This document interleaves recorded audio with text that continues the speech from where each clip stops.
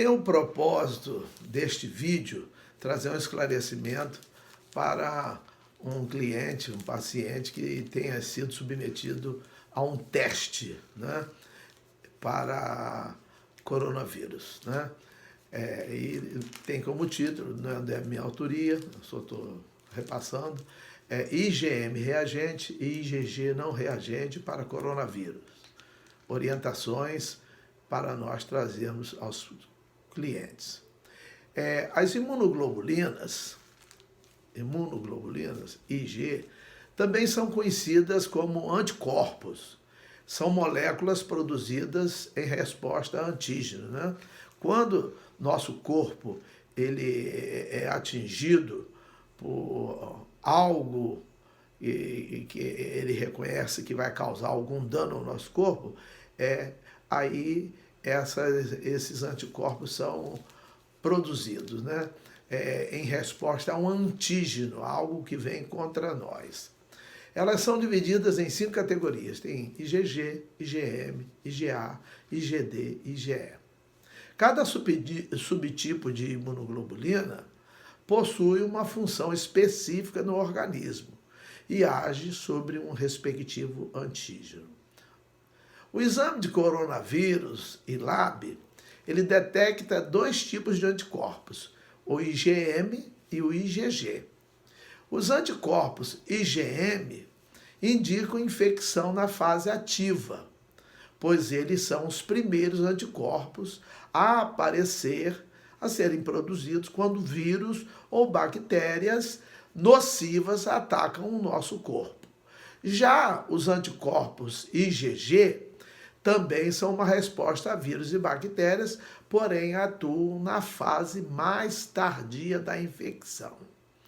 Tá bom?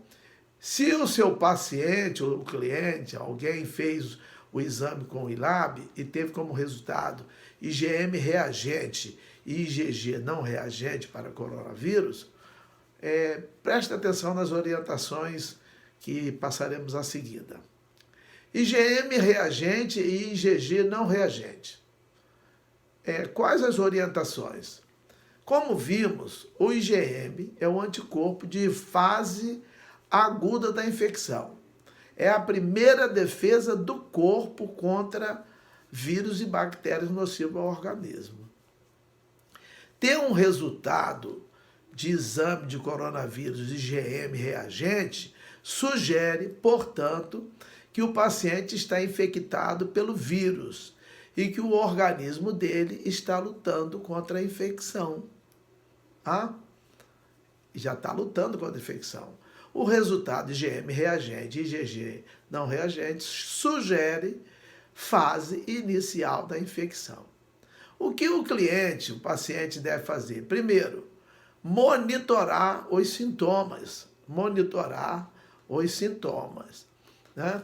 Caso os sintomas sejam leves, não é recomendado procurar um serviço de saúde, coisa pouca, né?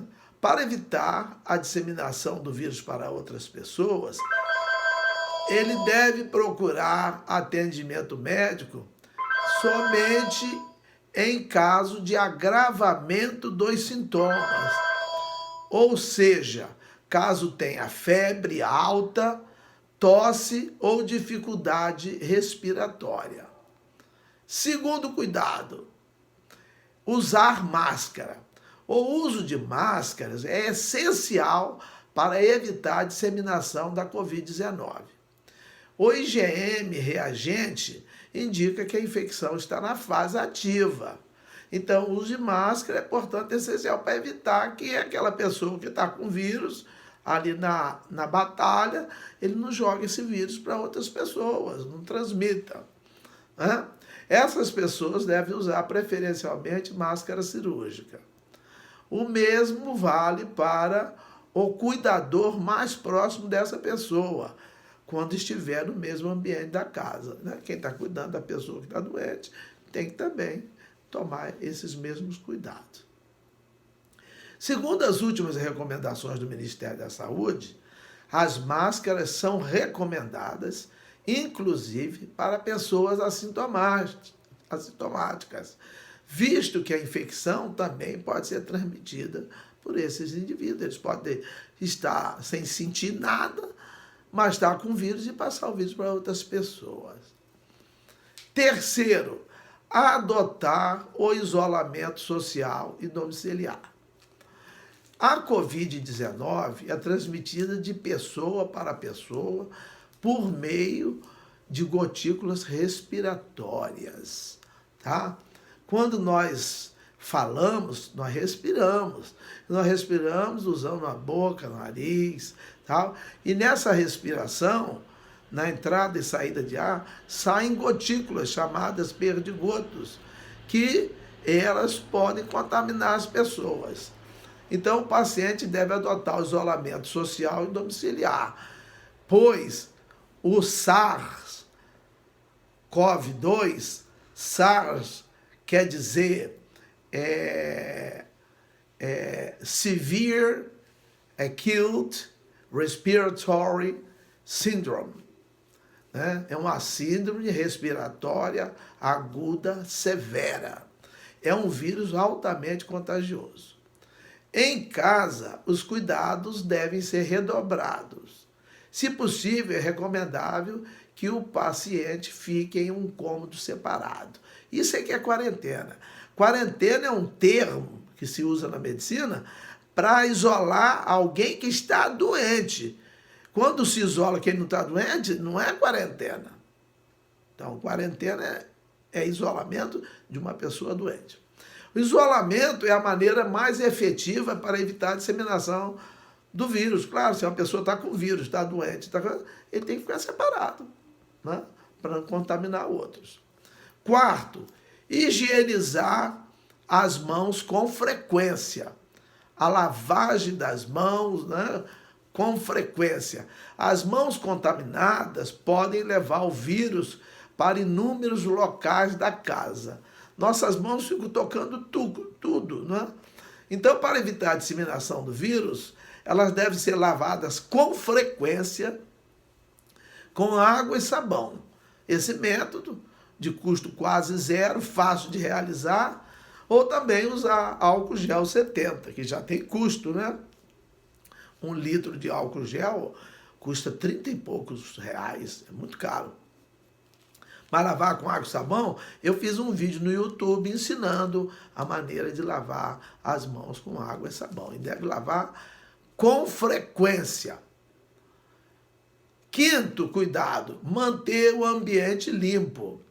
Todos os locais tocados pelo paciente que está com o Covid, então é um paciente, um cliente doente, devem ser higienizados com frequência. Ao usar o banheiro, o cliente deve realizar a limpeza do local, higienizando, por exemplo, as maçanetas das portas, as torneiras e os registros do chuveiro e do vaso sanitário. As roupas usadas devem ser colocadas dentro de um saco plástico.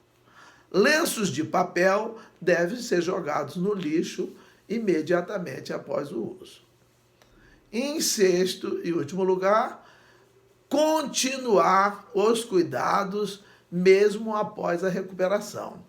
Os cuidados com a higiene pessoal e domiciliar devem ser mantidos mesmo após a recuperação do paciente. O paciente passou, né, de um caso leve, um caso moderado, até um caso grave e foi recuperado, porque graças a Deus, quem não tem comorbidade, quem não tem doença, quem é saudável, ele vai ter recuperação da Covid-19 e ele tem que, ao retornar da rua, um paciente, mesmo que recuperado da Covid-19, pode trazer o vírus para o ambiente novamente, podendo assim contaminar os familiares, né? Espero ter sido útil.